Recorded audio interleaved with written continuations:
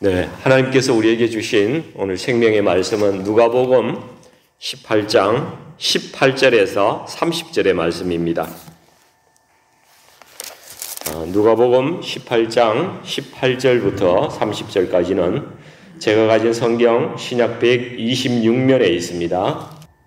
네, 다 찾으신 것 같습니다. 같이 합독하겠습니다. 어떤 관리가 물어 이르되 선한 선생님이여 내가 무엇을 하여야 영생을 얻으리이까? 예수께서 이르시되 내가 어찌하여 나를 선하다 일컫느냐? 하나님 한 분 외에는 선한 이가 없느니라. 네가 계명을 안 하니 간음하지 말라, 살인하지 말라, 도둑질하지 말라, 거짓 증언하지 말라, 내 부모를 공경하라 하였느니라. 여짜오되 이것은 내가 어려서부터 다 지켰나이다.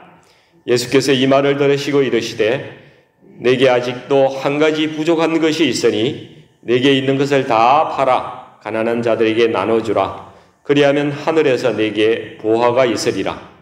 그리고 와서 나를 따르라 하시니 그 사람이 큰 부자이므로 이 말씀을 듣고 심히 근심하더라.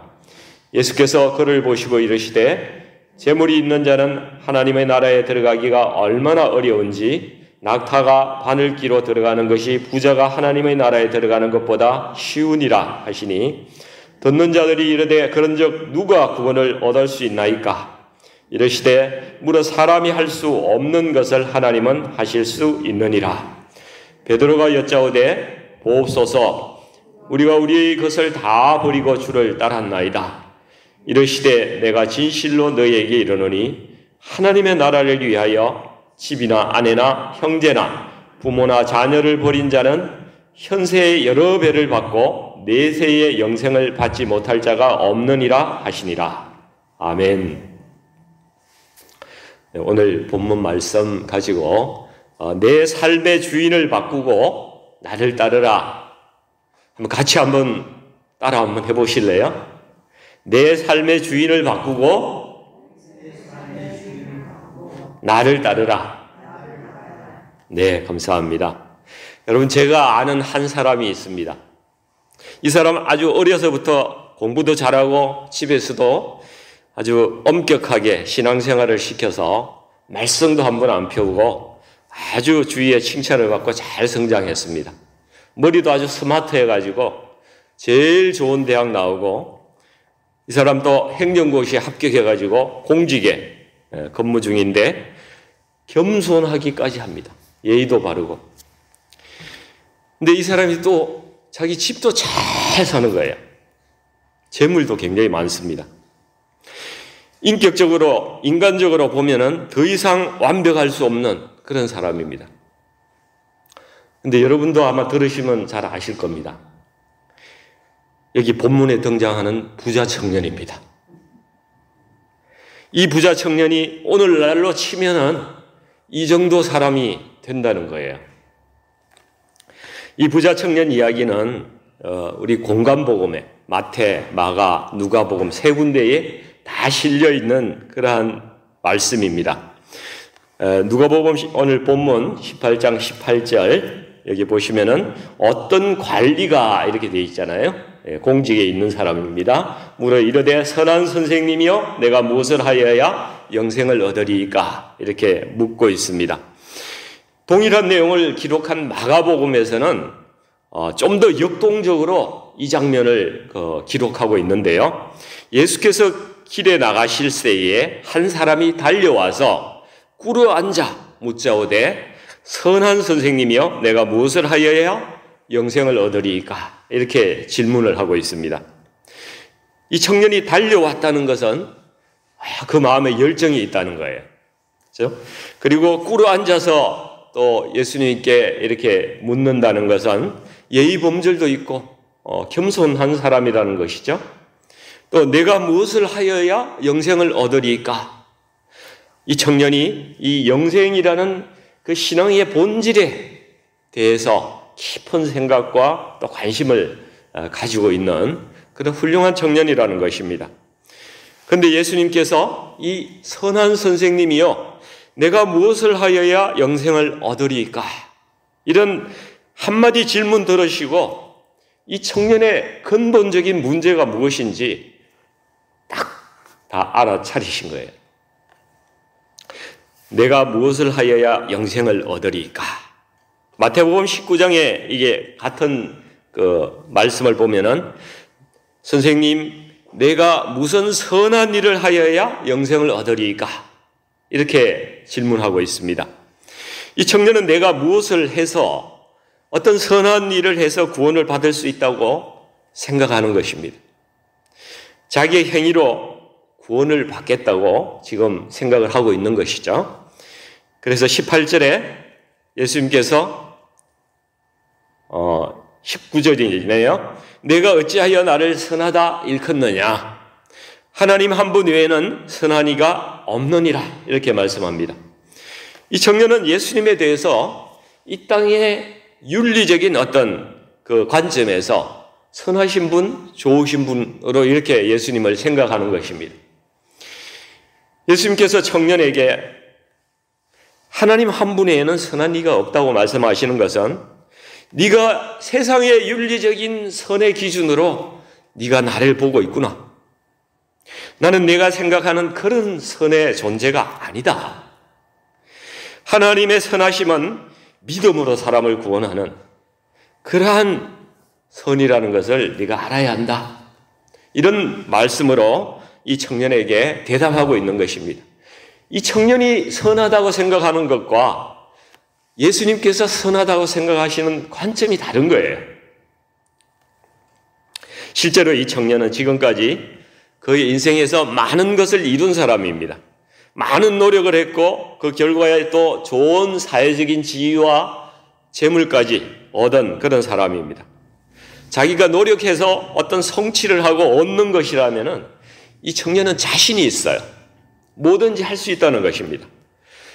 그래서 그는 영생도 내가 이제 노력해서 얻는 것이라면은 얼마든지 내가 얻을 수 있겠습니다. 내가 한번 해보겠으니까 아르켜만 주십시오. 철저히 인본주의적이고 율법적인 그러한 신앙관을 가지고 있습니다. 이 땅에서 선한 일을 더 하면, 내가 조금만 더 하면은 확실하게 구원받을 수 있을 것 같은데 내가 무슨 선한 일을 해야 되겠습니까? 이렇게 묻고 있는 것이죠. 여기 20절에 보시면은 청년이 자기 행위를 가지고 이렇게 예수님께 이야기를 하니까 예수님도 청년의 눈높이에 맞춰서 그러면은 너의 행위를 가지고 한번 이야기해보자. 눈높이 대화를 시작하고 계세요. 네가 영생을 얻으려면 이 계명을 지키라는 것입니다. 같이 한번 읽어볼까요? 20절. 내가 계명을 안 하니 간음하지 말라, 살인하지 말라, 도둑질하지 말라, 거짓 증언하지 말라, 내 부모를 공경하라 하였느니라.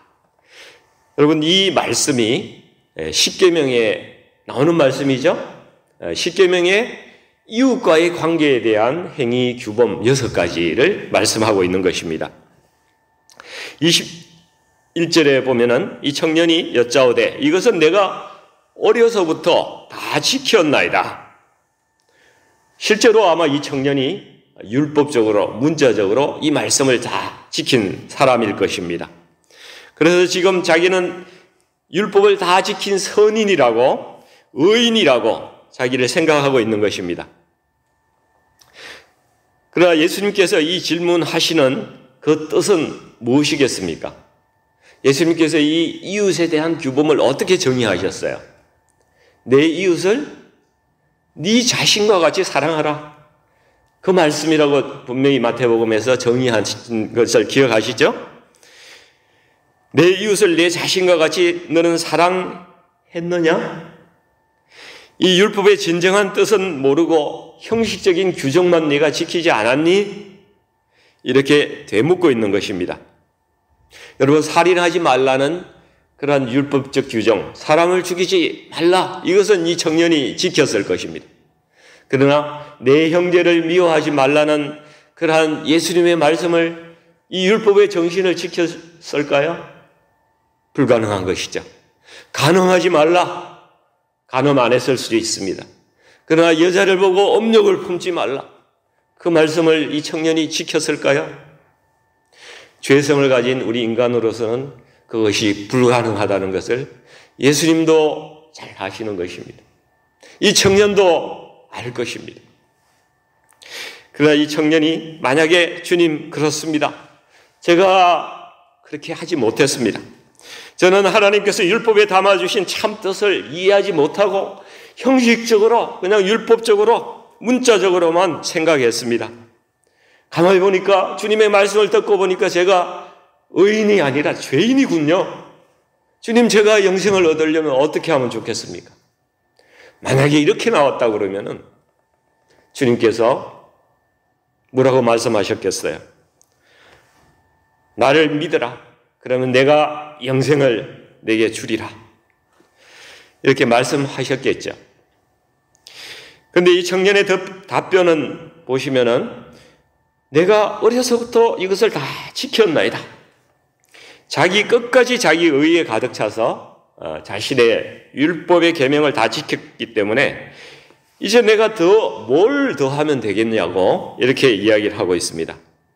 예수님께서 이 청년에게 너는 선하지 않아, 어렵지 않아 이렇게 말씀하고 있는데도 불구하고 청년이 도저히 깨닫지를 못하니까 이 청년의 마음속에 이제 꼭꼭 숨겨놓은 이 청년의 마음의 그 마지막 보루를 주님께서 딱 끄집어내 가지고 이 청년에게 스스로에게 직면을 시키는 그러한 말씀을 하십니다.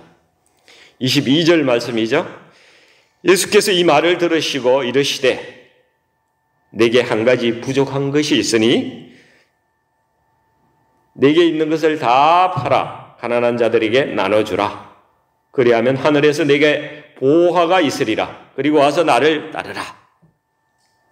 23절에 이 청년이 이 사람이 큰 부자이므로 이 말씀을 듣고 심히 근심하더라. 마가복음 이 말씀으로 인해서 슬픈 기색을 띠고 근심하며 가니라 이렇게 말씀하고 있습니다. 결국 청년은 예수님을 따르지 못하고 떠났습니다. 여러분, 사실 내게 있는 것을 다 팔아서 가난한 자에게 나눠주라. 이 말씀은 누구도 받기가 힘든 그러한 말씀이죠. 쉽지 않은 말씀입니다. 실제로 이렇게 할 수 있는 사람이 우리 중에 누가 있겠습니까? 이것이 현실적으로 쉽지 않은 일인데도 불구하고 이 말씀이 우리에게도 오늘 주님께서 동일하게 주시는 말씀이라는 사실을 여러분 기억해야 합니다. 여러분, 이 말씀을 우리가 어떻게 순종할 수 있을까요? 쉽지 않죠. 당장 우리가 가진 모든 것을 팔아서 자선단체에 기부하고 주님을 따라가야 할까요? 이 말씀은 여러분, 우리의 모든 소유를 주님의 것이라고 여러분 고백하는 것입니다. 나의 모든 소유를 우리 주님께 내 마음에서 명의 이전을 해버리는 거예요. 내가 가진 모든 재물이나 재능이나 은사나 심지어 나의 가족까지도 여러분 그 주인은 예수님이라는 사실을 인정하고 내 삶의 열쇠를 주님께 드리고 나는 그 주인의 자리에서 내려와야 하는 것입니다. 그리고 주님께서 주인의 자리에 앉으시도록 그분을 초청해 드리는 것입니다. 그리고 그분이 원하시는 대로 나의 모든 것이 사용될 수 있도록 그렇게 우리가 살아가는 것입니다. 여러분, 예수님께서 이 청년에게 정말 원하시는 것이 무엇이었습니까? 내 삶의 주인을 바꾸라. 그 말씀을 하신 것입니다. 그러고 나서 나를 따르라. 예수님을 따라가려면 그 필수적인 전제 조건이 먼저 내 삶의 주인을 바꿔야 한다는 것입니다. 내 삶의 주인을 바꾸고 나를 따르라. 이 주님의 명령은 오늘 우리에게도 여전히 말씀하고 계신 주님의 구원의 길이고 우리가 따라야 할 제자의 길인 것입니다. 여러분, 이 부자 청년은 매우 성취지향적이고 열정적인 삶을 살아온 사람입니다. 그리고 겸손하기도 하고 배우려기도 하고 영적으로 관심도 있는 그런 인간적으로 참 좋은 사람입니다. 어려서부터 신앙훈련도 잘 받고 계명도 잘 지키지 않았습니까? 아주 모범적인 그러한 젊은이죠. 그러나 그는 이 선한 일을 통해서 구원받을 수 있다는 이 율법적인 함정에서 벗어나지를 못했습니다. 여러분, 이게 문제예요. 이게 문제입니다. 오늘날에도 수많은 사람들이 이 함정에 여전히 빠져서 헤어나지를 못하고 있어요. 그리고 매우 안타깝게도 이 사람은 끝까지 재물을 자기 주인으로 삼은 그러한 사람입니다. 삶의 주인을 끝까지 바꾸지 못했다는 그 비극적인 사람인 것이죠. 지금도 예수님과 재물 중에서 이 세상에서 재물을 선택해서 살아가는 사람이 대부분이라는 것입니다. 이 청년이 바로 우리 시대의 자화상이에요. 여러분, 청년이 떠난 후에 예수님께서 제자들에게 말씀하십니다. 재물이 있는 자는 하나님의 나라에 들어가기가 얼마나 어려운지 낙타가 바늘귀에 들어가는 것이 부자가 하나님의 나라에 들어가는 것보다 쉬우니라 하시다. 여러분, 대한민국의 최고 부자였던 그 삼성의 창업주 고 이병철 회장, 그분을 다 아시죠? 네. 저희가 어렸을 때 아주 시골에 살 때도 세상에서 제일 부자가 누구냐 그러면은 그분의 이름을 우리가 다 알았습니다. 이 이병철 회장님께서 1987년에 암으로 돌아가셨습니다. 그때 저도 기억하는데요. 암으로 돌아가셔서 그 운구 차량이 본인이 세우신 그 사업장을 다 돌을 때에 우리가 그 앞에서 도열하고 그렇게 운구 차량을 보냈던 그런 기억이 제게는 있습니다. 근데 이분이 돌아가시기 전에 그 영혼의 갈급함이 있었던가 봐요. 그 우리 천주교 신부님께 24가지 질문을 서면으로 써가지고 질문을 한 것이 있습니다.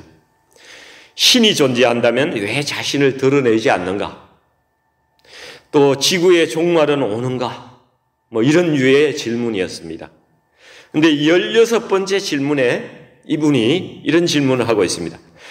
성경의 부자가 천국에 가는 것을 약대가 바늘구멍에 들어가는 것에 비유했는데 부자는 악인인가? 이런 질문을 하셨습니다. 이 천주교 측에서 이 답변을 준비하고 있는 동안에 이 회장께서 돌아가셔서 결국 회신을 못했다고 합니다. 근데 약 한 30년이 지난 후에 이 질문에 대한 답변을 천주교에서 책으로 펴냈습니다. 여러분, 부자라고 해서 악인이 아니죠. 부자라고 악인이 아닙니다. 악인인 것도 아니고 부자라고 구원을 못 받는 것도 아닙니다. 부자든 가난한 자든 누구든지 예수님을 자신의 구주로 영접하면 구원을 받습니다. 예수님의 구원에는 빈부나 나이나 학력이나 종교나 인종이나 아무런 관계가 없습니다. 오직 예수 그리스도를 구주로 믿어야만이 구원을 받는 것입니다. 성경은 부자가 천국에 갈 수 없다고 말하지 않습니다.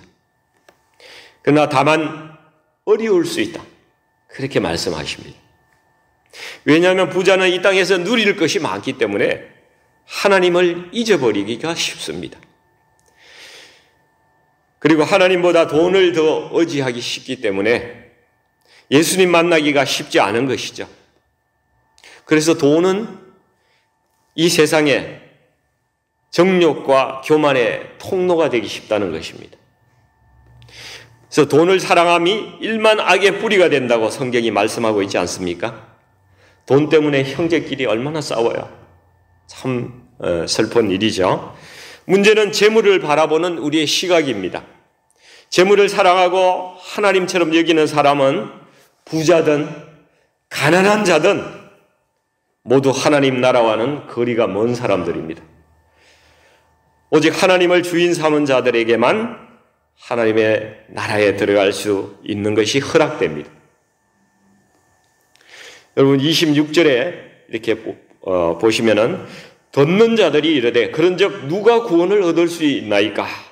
이렇게 제자들이 묻습니다. 왜 이런 질문을 하는가 하면요, 이 당시에는 하나님께서 축복하는 부자는 하나님께서 축복한 사람이다, 이런 관념이 있었어요. 그래서 가난한 사람은 죄가 있거나 저주를 받은 사람이다, 이렇게 생각을 한 거예요. 그러다 보니까 하나님의 그 복을 받는 거룩한 나는 그런 사람이다, 이런 종교적인 명예를 얻기 위해서 이 바리새인들은 길을 쓰고 부자가 되려고 했던 것입니다. 제자들의 질문은 하나님께 이 복을 받은 부자가 구원받기가 어렵다면 그러면 누가 구원을 받을 수 있는 것입니까? 이런 뜻을 가지고 물은 것입니다. 예수님께서 사람이 구원을 받는 것이 사람의 능력이나 노력으로 되는 것이 아니라 하나님께서 하시는 일이라고 그렇게 답변을 하고 계십니다. 여러분, 사람이 나이가 들어갈수록 뭔가 자꾸 덕지덕지 붙습니다. 재물도 늘고, 경험도 늘고, 자존심도 늘고, 고집도 늘고, 그렇죠? 뭔가 자기가 내려놓기가 점점 힘들어지는 것 같습니다. 여러분, 나이가 들수록 마음이 가난해지기가 어렵습니다. 내 심령을 가난하게 하셔서 천국을 소유하게 하시는 분은 하나님만이 오직 하게 하실 수 있는 능력입니다. 우리 스스로 하지를 못합니다. 이것이 하나님의 전적인 은혜입니다. 우리가 하나님께 그래서 감사해야 하는 것입니다. 28절에서 30절 말씀은요, 이제 마지막에 자신의 모든 소유를 버리고 주님을 따르는 사람들에게 예수님께서 보상이 있다는 약속을 말씀하고 계십니다.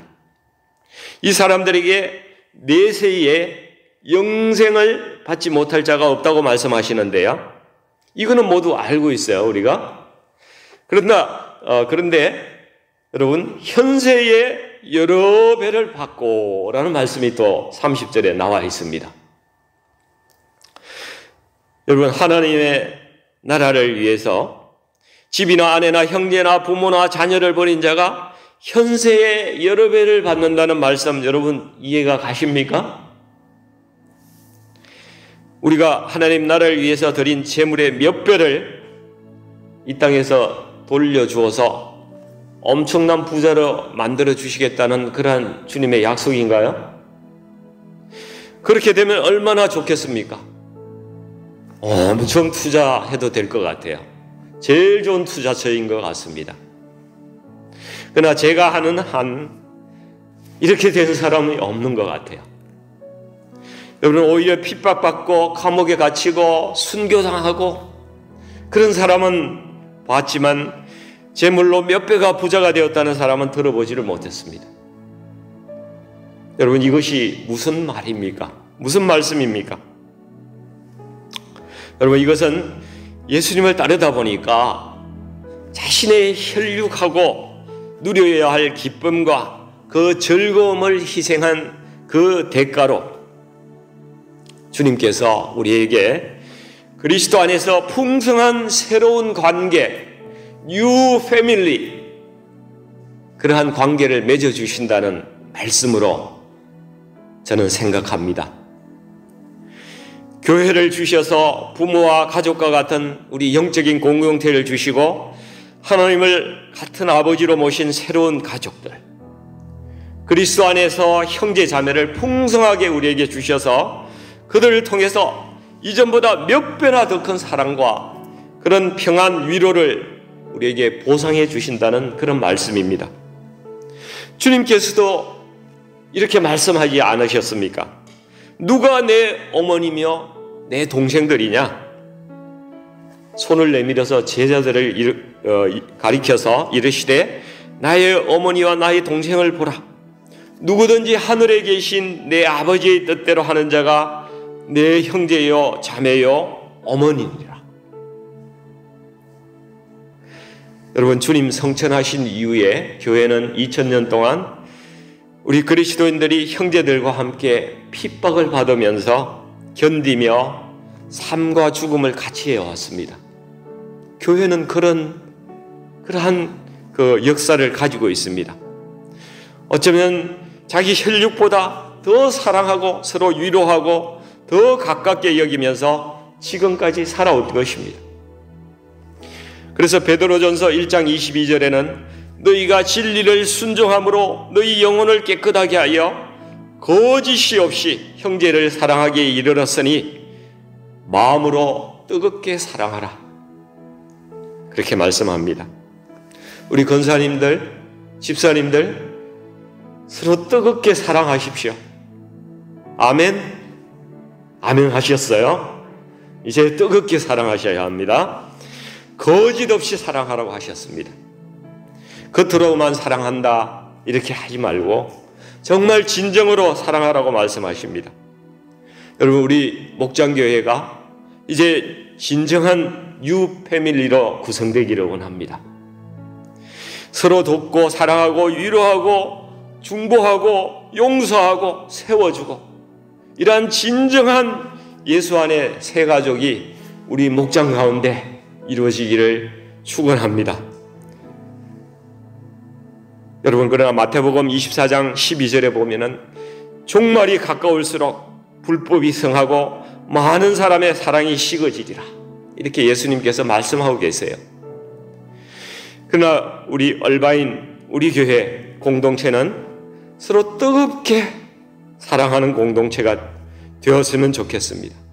주 안에서 정말 행복하게 교제하면서 마음을 나누며 주님 앞에 나갈 수 있는 그러한 공동체 되기를 우리 같이 결단하면서 또 축원드립니다. 같이 기도하겠습니다.